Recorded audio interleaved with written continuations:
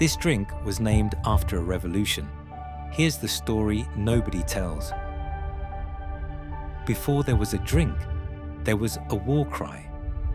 Here's the story nobody tells!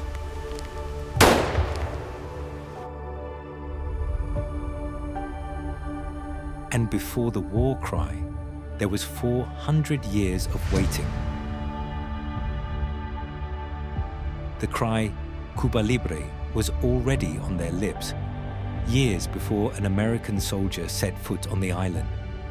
Santiago de Cuba, 1830.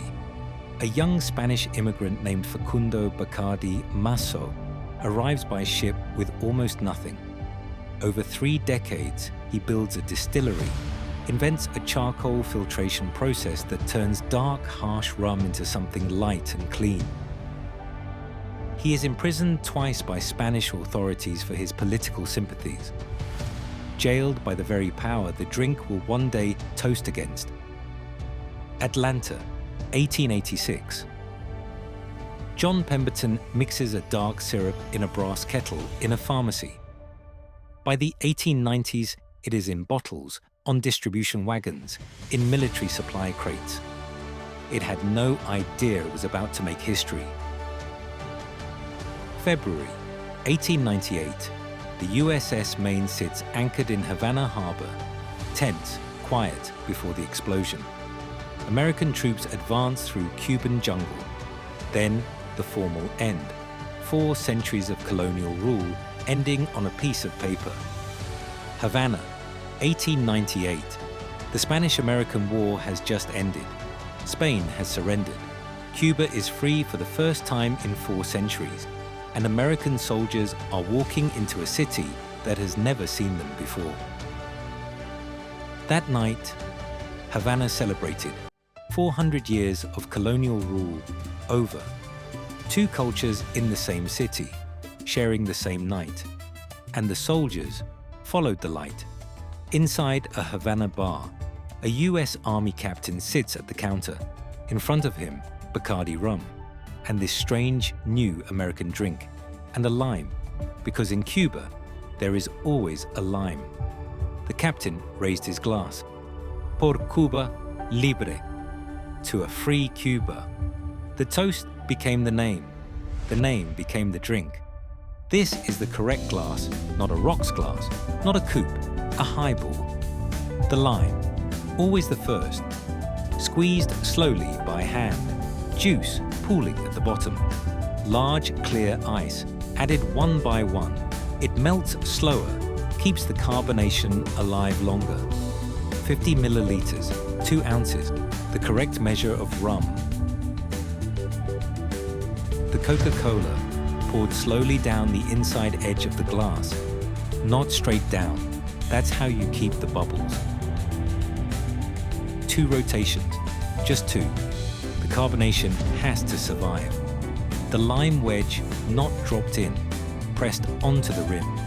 This is what separates it from a rum and Coke. 2 ingredients from 2 countries. 1 ingredient from the island itself. 3 ingredients. 1 toast, 1 name.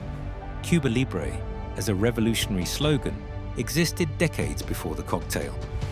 When the captain raised his glass, he was borrowing words Cuban soldiers had died saying.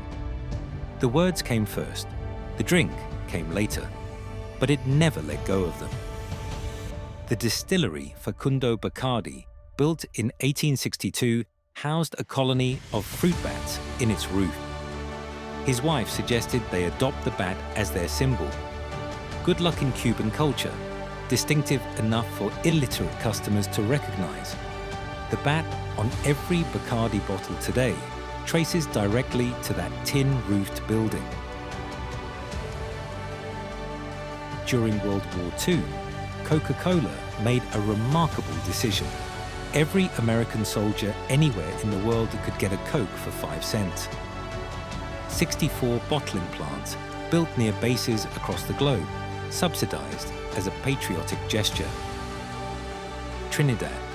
A calypso musician named Lord Invader performs a new song. 20,000 American GIs are stationed in Trinidad.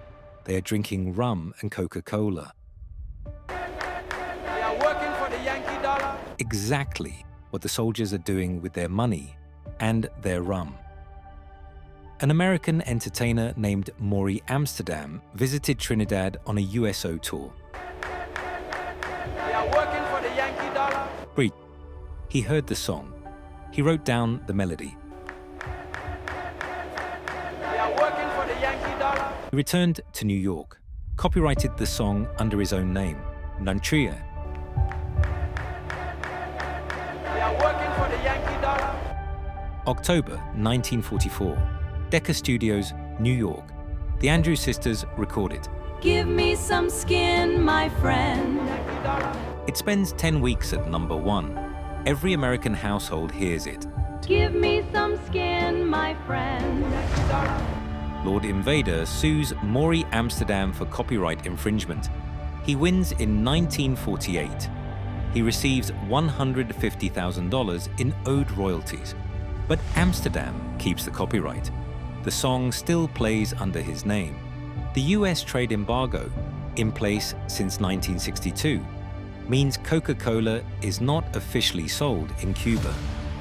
Cuban bartenders today use a local cola substitute. The irony is complete. The captain's story wasn't written down in Cuba until the late 1930s, nearly 4 decades after it supposedly happened. That gap doesn't disprove the story, but it means we have an oral tradition, not a verified record.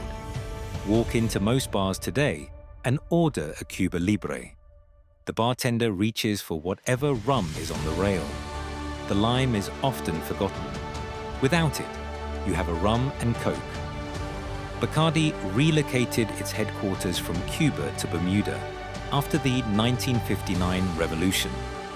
The rum that is definitively Cuban in origin has no Cuban operations today. An estimated 35 million servings consumed every day globally. One of the only cocktails in the world named after a political ideal. The Bacardi bat has appeared on every bottle since 1862. The Andrews Sisters version was briefly banned on some stations. The original lyrics were sanitized. Coca-Cola was originally green. The dark color was a design choice.